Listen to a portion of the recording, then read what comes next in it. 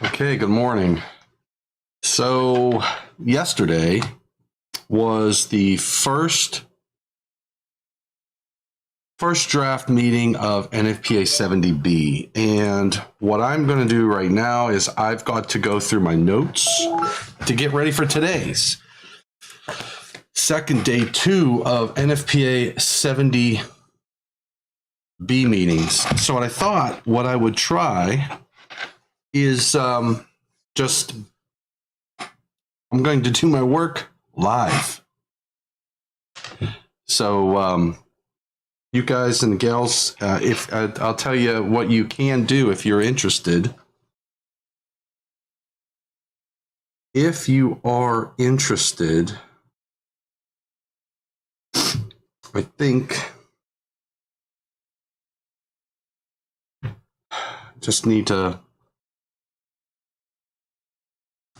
do something here. So let's do this. If I do this.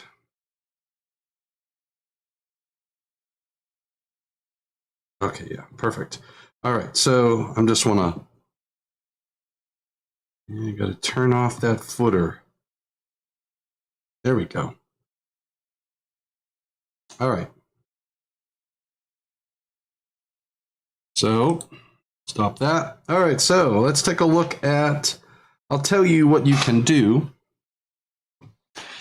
If you go to your browser and you go to nfpa.org, nfpa.org/70B as in Bob, you can take a look at the next edition and you'll see that you can view your public comments and the first draft report. So, and I'll tell you what, there's so much is changing in 70B that you can simply go to the public comment. You know, typically when you're looking at things like the National Electrical Code, you've got to look at what happened in the first draft and what happened in the second draft, because a change could have occurred in the first draft and no change to that section in the second draft.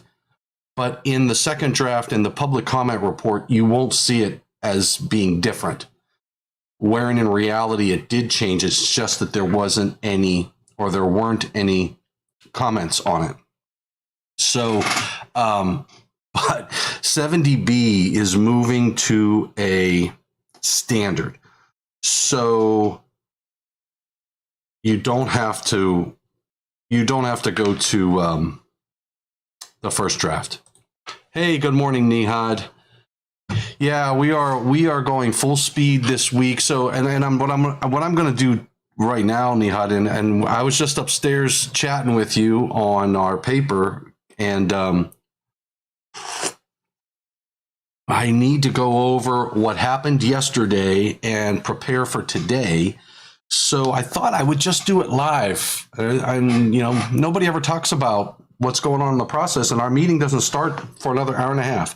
So I've got some time to get my stuff together, and that is what I am going to do. So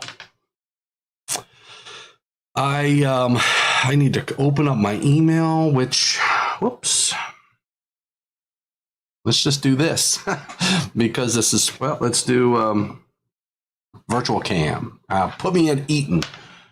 All right.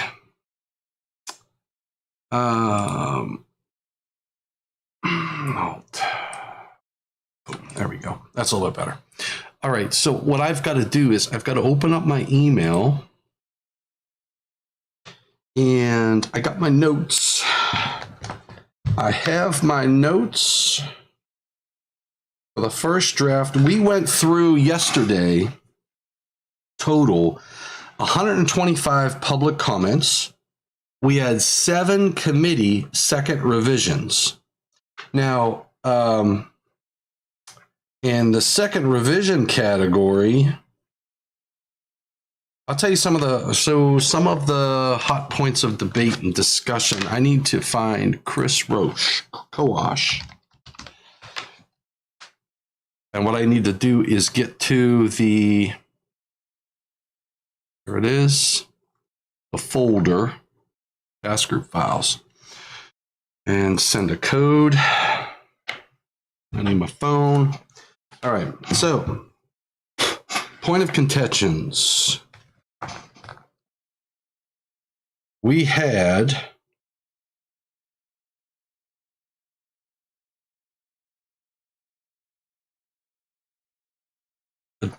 we had a discussion about the dates on. Hey Phil, hi to you. How's it going, brother? I hope you saw my answer. I hope you got my email, Phil, on that other question that you had for me. Hopefully that answered your question. So 70B. So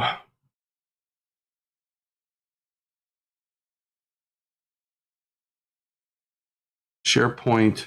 There it is. I got to put this code in.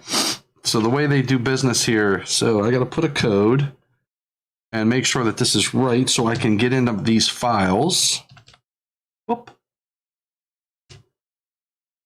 All right, hit verify. All right, I can't give you all that code. Okay, so yes, excellent. Thanks, Phil. All right, so one of the points of contention was the dates for the reference documents. In the National Electrical Code 2023 edition, we elected to not put the dates in. Hey, Joe Bellantoni, great to see you finally this weekend. It was awesome. I had a blast at Supercode. I'm telling you, we got to get shirts made up. Supercode. I like it. I like it. We had a great time. I don't know if anybody out there who if you know, this is what I love about the guys and gals in Massachusetts, and they are how can you say it? Very engaged. You know, sometimes you go to meetings and you see individuals sitting there just wanting to get CEU credits. But when I go to Massachusetts, man, I'll tell you what, they are engaged, they are questioning you, they are seeking to understand. And I learn a lot when I go to those meetings. And I'll tell you what, I learned a heck of a lot at Supercode this year. So we had a great meeting. And Joe Bellantoni, I believe you guys do Supercode not every 3 years. I thought it was every 3 years, but I could have swore I heard somebody talk about a Supercode next year. So if you can update us, if there is other opportunities, because I know others have asked me how to get to Supercode and all that jazz. So, and today, remember, today's IAEI News Live, I talk about this a little bit too. So get over there and chat it up at 12 o'clock Eastern today on the IAEI's YouTube site. I'm talking about 70B on YouTube, on that YouTube site, because this week, and I had to record it. So this week is 70B second draft meeting. So I am tied up all day. So I recorded the session for today at 12 o'clock Eastern on the IAEI's YouTube site. You got to check it out. I do talk about Joe, talk about Supercode a little bit in there as well. And I give some people ideas or the recipe on how to find Supercode and other great events. So check that out. You got to get over to the IAEI's YouTube site and you got to hit the like and thumbs up. Western Mass chapter does one next March, and we did one in New Hampshire the following year. Yeah, so there you go, Joe. We got to get the word out of these events, because I'll tell you what, that Supercode event, I mean, they're just awesome. You have a lot of great people on both sides, on the audience and then up on stage. It's just, and then you learn so much out in the hallway as well. So take advantage of that. So anyway, task group 1, we went completely through, and that was in fact,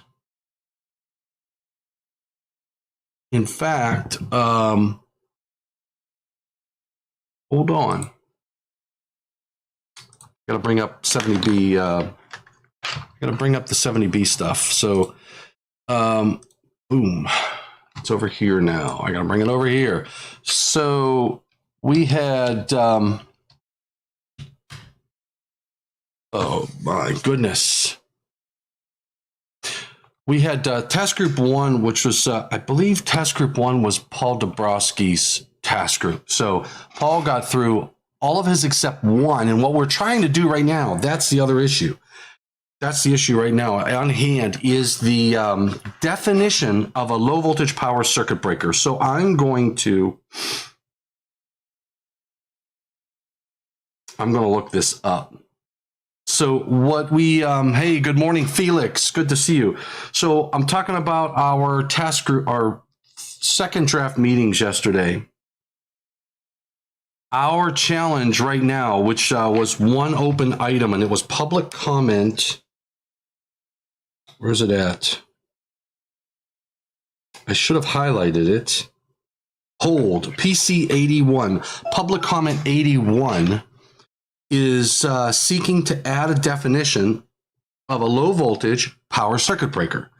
So the problem, and I'll read you what that public comment, PC 81. So I downloaded the, if I go to my D drive and I go to NFPA and I go to 70B, I go to task second draft meeting and then public comments. All right, so the public comment, Control F 81 dash. There it is. Okay, so this was so here's what I'm going to do. I'm going to open up a new sheet. So this is the second draft meeting, low voltage power circuit breaker. I got to change this to black. Low voltage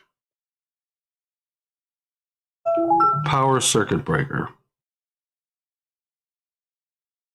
And it's a definition. So what I said, and this was my public comment, and I took this straight out of IEEE standard 1015, recommended practice for applying low voltage circuit breakers used in industrial and commercial power systems.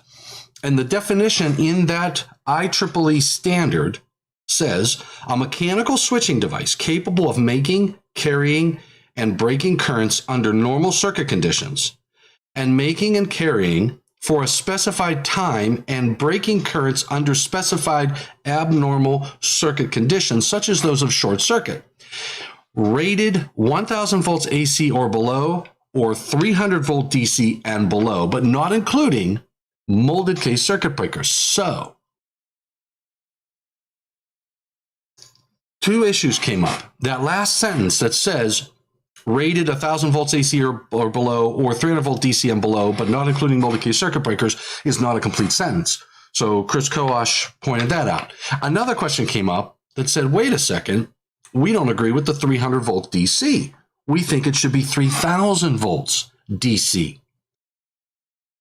And so that's where our journey begins, because I've got to figure out what is the right thing. And we referenced a standard. We referenced one of the standards that came up on PC 81. Gotta find it. PC 81.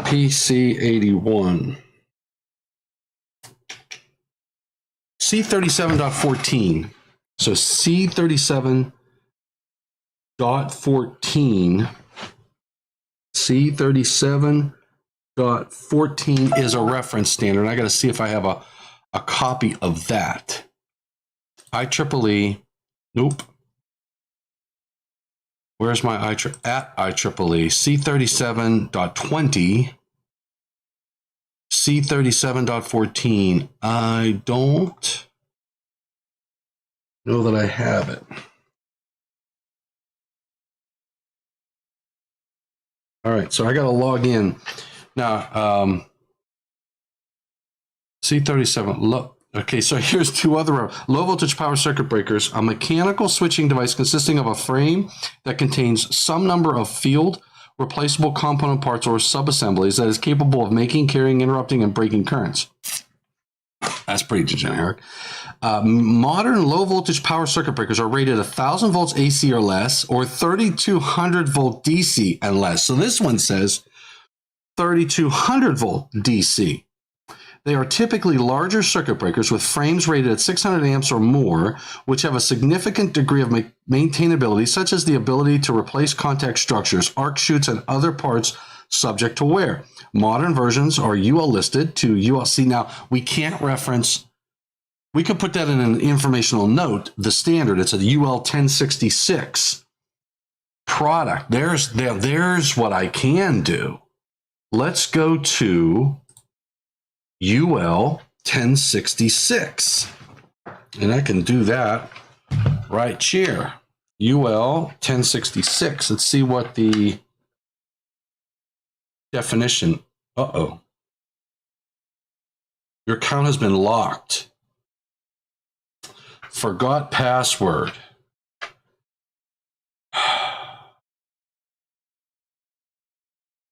Cancel. Oh boy, my account has been locked at eaton.com. Submit. If there's an account associated with this email address, an email will be sent and instructions on how to reset your password. Crap. All right, I should have that. Hold on, let me, while that's being reset, I'm going to go and see if I have, I believe I might, I should have UL 1066. I mean, I wouldn't be a circuit breaker manufacturer. I wouldn't represent a circuit breaker manufacturer if I didn't have that standard. So UL 1066, let's see what they say. What's the scope of UL 1066? This says, these requirements cover low voltage AC power circuit breakers, stationary mounted or draw out, 2-pole or 3-pole construction, manually operated or power operated, with or without electromechanical or solid state type trip device, looking for voltage, apply to general purpose. These requirements are intended to supplement and be used in conjunction with C37.13. Let's see if I got reset my email. There it is. Reset your password. I got to reset my UL password. Reset. Reset. Click. Click. Come on. It didn't work. All right. C37.13, C37.14, C37.20, C37.50, and C37.51. These requirements cover equipment rated 600 volts or less and 300 volts maximum DC. That is a UL 1066 device, and that's what we're talking about. I stand vindicated. No, I sit vindicated. So, why is this not working? I got to get into my UL. I got to get to UL. Let me forward this. Okay, so my argument will be T. Domitrovich, T-D-O-M-I-T, T. Domitrovich, forward. So my argument is going to be in support of the 300 volt that what we're talking about is a UL 1066 device, and UL 1066 says the maximum DC voltage is 300 volts. We can't go to 3,000 volts because that does not meet a UL 1066 standard. I love it. Okay. Now I got to figure out though, where does this 3,000 volt number come from?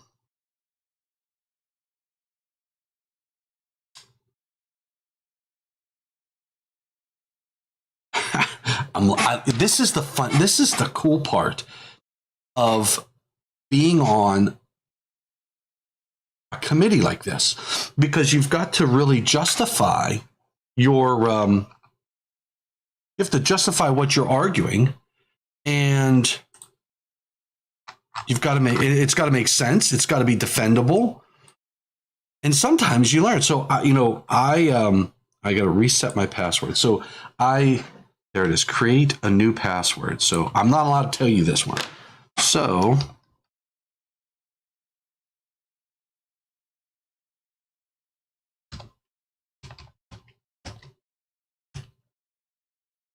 no need to remember, save, closing that.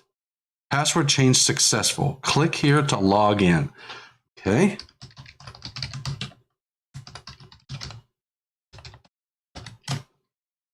And I'm in. All right. So I'm going to get the latest version of 1066. This is what I love. I love this. Save. I'm saving that. All right. Standard download. All right. So I'm downloading the standard, and I've got 1066-4. And what is the file that I have open here?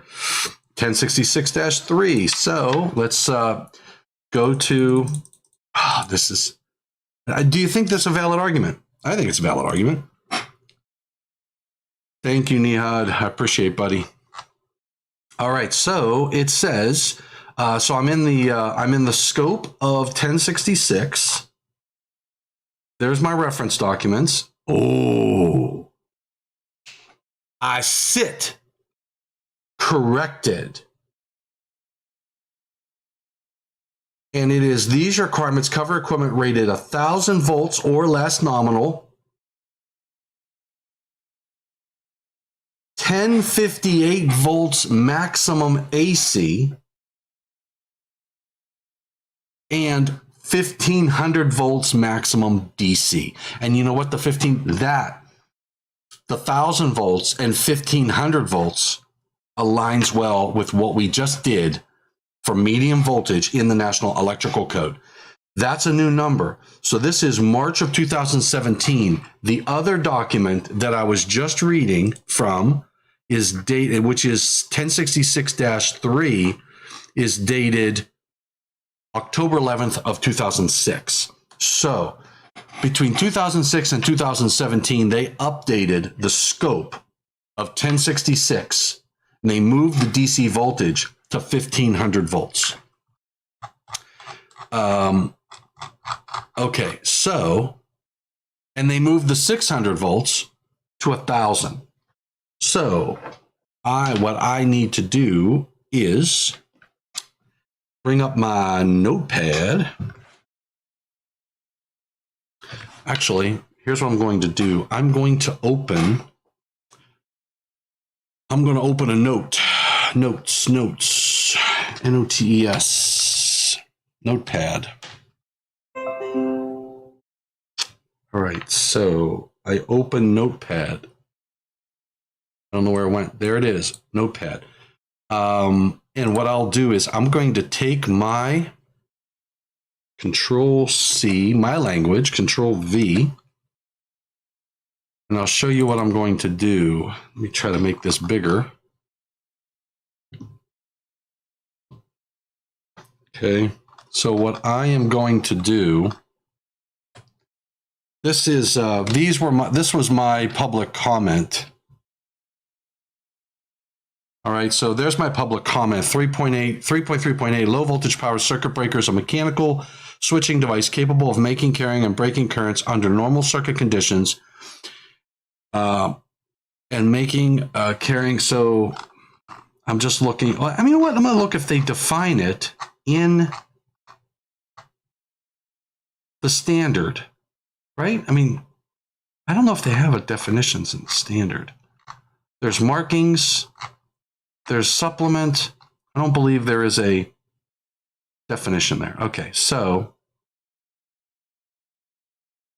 I am going to scroll down. So these requirements cover low voltage AC power, stationary mounted or draw out types. A mechanical switching device capable of making, carrying, and breaking currents under normal circuit conditions and making or carrying specific type currents, such as those of short circuit. We'll say a mechanical switching device. Here's what, oh, you know what I got to do? Control C. I am going to actually open Word because, and the reason I'm going to do that is because I can use track changes to make life a little easier. Control V. All right, so here is what I am going to do. Let's bring this over here. Bring this over here. I'm just trying to make this a little bigger for everybody. And let's do this. Okay. So, mechanicals.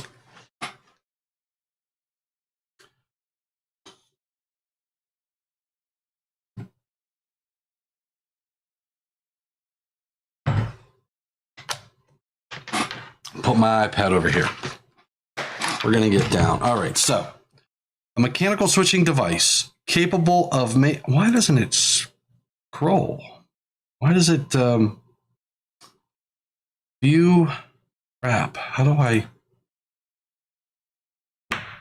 get this to be on one page? I don't want to go back and forth for you.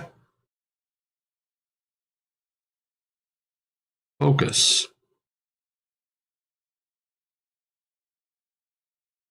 Nope. All right. Review. Track changes. A mechanical switching device. How about this? A stationary mounted or draw out mounted mechanical switching device, because it says stationary mounted or draw out mounted types. Mechanical switching device that is either manually or power operated,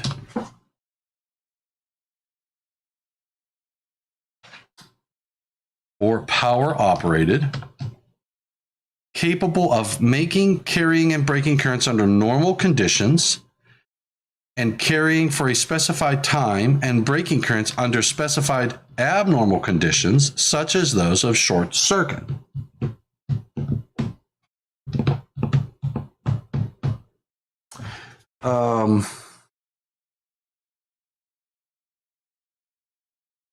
These devices,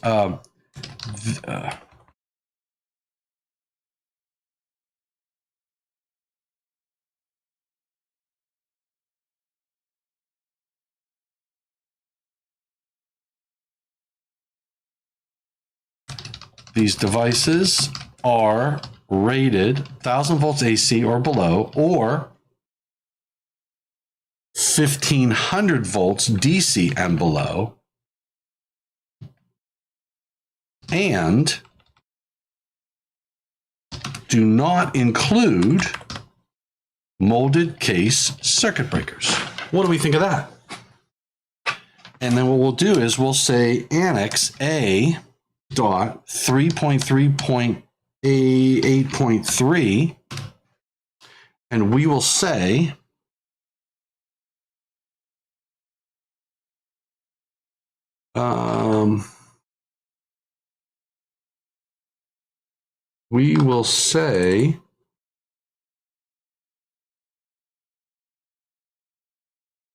Control C, Control V. Okay. Yeah, we got to move this all the way over to the left. um, low voltage power circuit breakers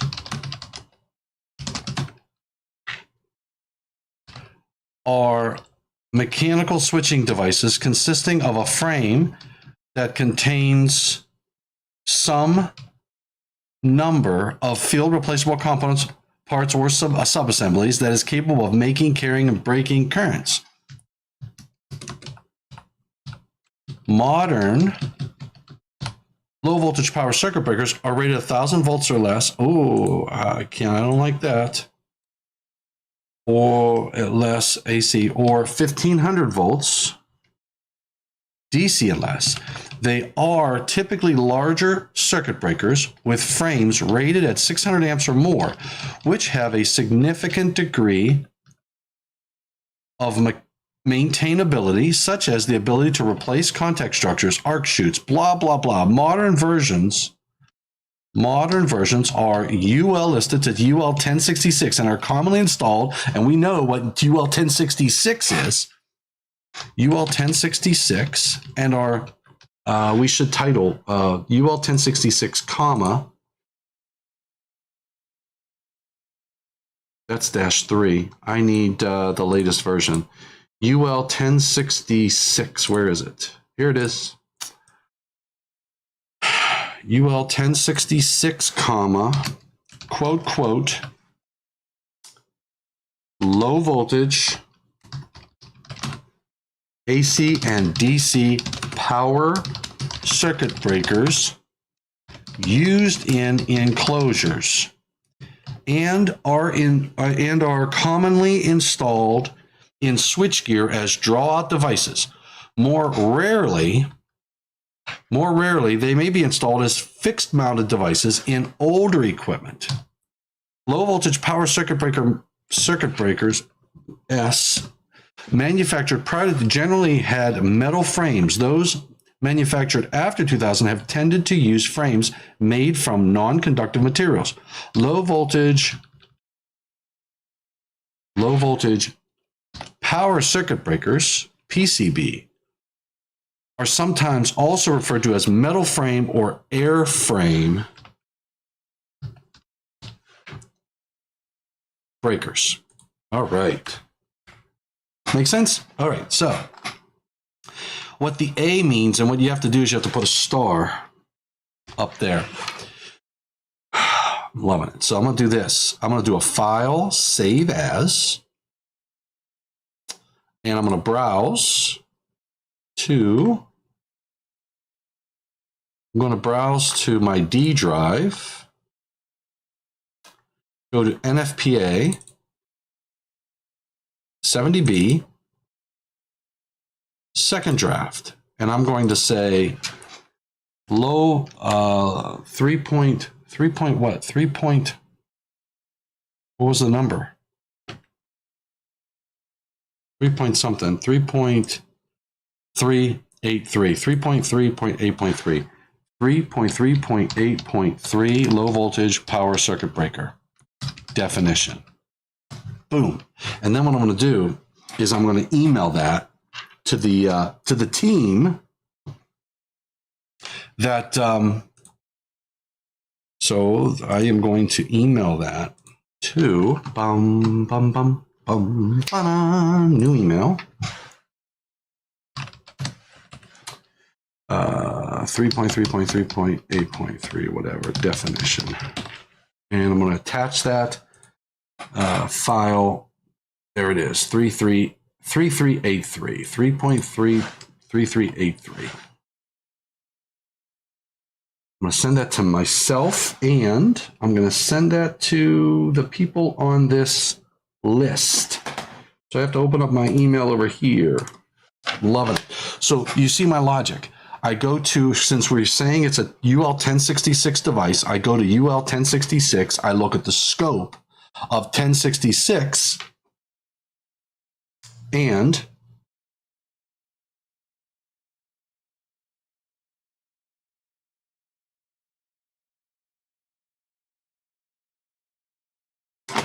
I'm going to send this to myself here. and I'm going to reply to this. I'm going to say, guys, I believe we need to keep this in line with the standard UL 1066 and the scope of that standard.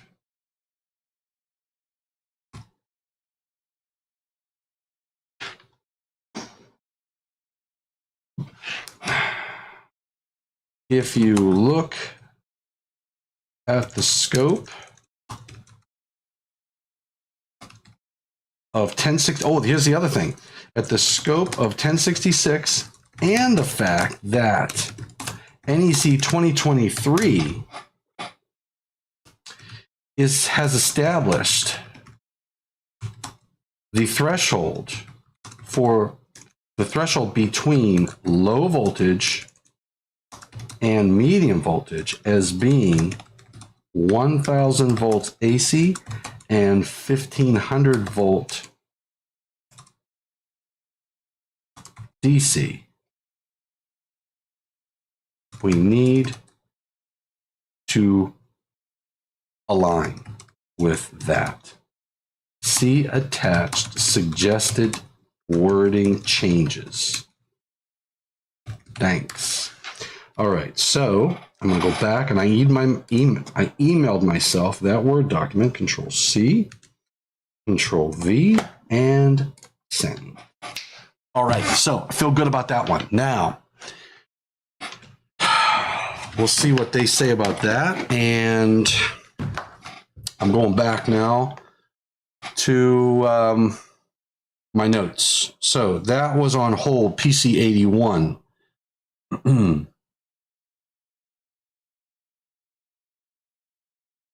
PC 81 kept what was added and kept what was suggested to be deleted. So on a couple items, we merged to, we liked the suggested language, but we didn't want to delete what they wanted to delete. So what we did was we said, we like what you want. We're going to keep what we have. So we added what they wanted to add to the existing language, which I think was a great compromise I think it was 2 cases. Chapter 4, we're changing. So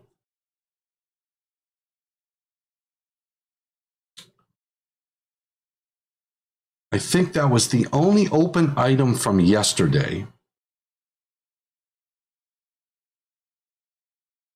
That was the only open item from yesterday, and we are. I got to go back to.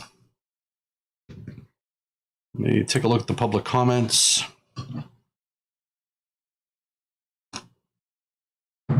All right, so this is looking good, right, Felix?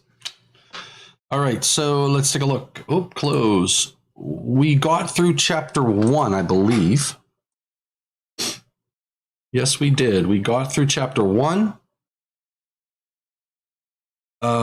Taking a look at some of the changes, second revisions that we've done, provided by manufacturers. So we're recognizing the manufacturers.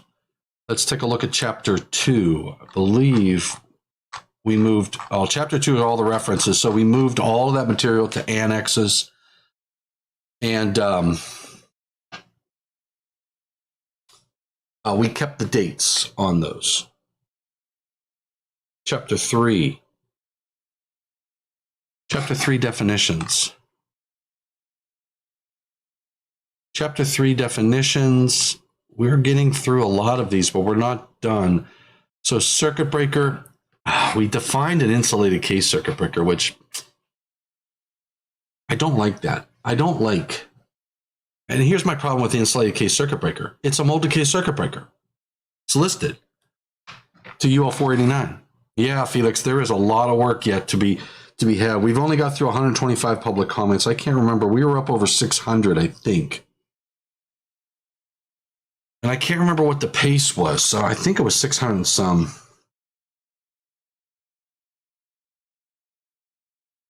All right. Let's take a look. Commissioning. We added a definition for commissioning, the process, procedures, and testing used to set up and verify the initial performance operations. And that was, so a lot of these definitions we took straight from the National Electrical Code, and we aligned them to the 2023 code, which has not been published yet. But we're hoping that, and NFPA says they will do their job in making sure that if something doesn't get added or it's changed, that they will update that definition. Condition of maintenance. The state of electrical equipment, considering the manufacturer's instructions, manufacturer's recommendations, and applicable industry codes and standards. We haven't gotten to that one yet, though. We deleted duty, continuous duty, intermittent duty, periodic duty, and I believe the reason we did was because it's not used in the book. Electrical maintenance program, we just made a small change there. Ground fault, an unintentional electrically conductive connection. Oh, this is straight out of the 2023 code. An unintentional electrically conductive connection between an ungrounded conductor of an electrical circuit and the normally non-current carrying conductors, metal enclosures, metal raceways, metal equipment, or earth.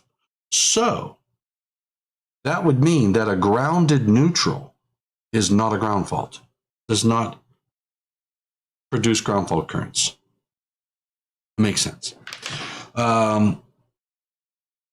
We aligned a lot of these definitions with what is in the code. So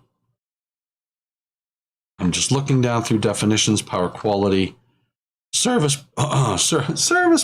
point, switchboard. That was right out of the code. Nothing in here is earth shattering. Enhanced tests. Why is it highlighted?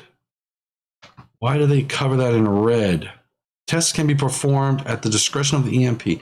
Examples of enhanced tests, that's annex material, that's why. So apparently they highlight the annex material in red boxes. Tests performed on equipment that is thought or known to be defective or equipment that has been subjected to conditions that could adversely affect its condition or operating characteristics. That is an enhanced test. And then we added new annex material for that. That's another part of the compromise. So in some cases, what the submitter here wanted to say is that, look, tests can be performed at the discretion of the electrical maintenance program and also provide additional diagnostic information about equipment. So the enhanced tests that we list in each of these chapters for equipment, the enhanced tests are designed such that if you think something is wrong, something is defective, if you think that, say you do a standard test and you go, boy, I don't know about these results, or I did my standard tests and they look okay, but I think I question the integrity of this product because maybe it was in an event, a fire, fault current, it's all that good stuff. You can do the enhanced tests. So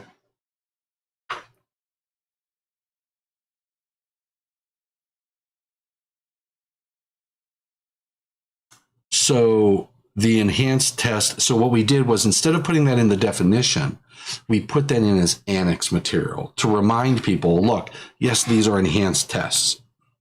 And yes, you should be performing these on equipment that's thought or known to be defective or equipment that has been subjected to conditions that it can adversely affect its condition of operating characteristics. But you could elect to do these out of your goodness of your heart for any other reason. That's annex material, not definitions. All right. Transients. All right. So utilization equipment, all that stuff came straight out of the code. Personnel safety. We really gutted the requirements in Chapter 4 for personnel safety because it's already covered in 70E. So we make some generic statements in there and we moved on. All right, general requirements. So no, you know what I should do here? All right, so I feel good about all of that, and I think I'm good. So that's where we're at on 70B. Don't forget to check out the IAEI's IAEI News Live. It was recorded for today's session, and hopefully you can go over to www.youtube.com/user/IAEI International. So I'm going to put this in the chat. I would hope that you can get out there to that location and subscribe to the IAEI's YouTube channel. All right. So I'm hoping that that all of you can get over there and watch the program today. Please do that. How do I want to? All right. So I'm hoping. All right. So I'm going to put this over here. Francisco Rivas, Control V. There we go. Get out there to IAEI's YouTube channel. I need you to subscribe to that YouTube channel. It's totally free.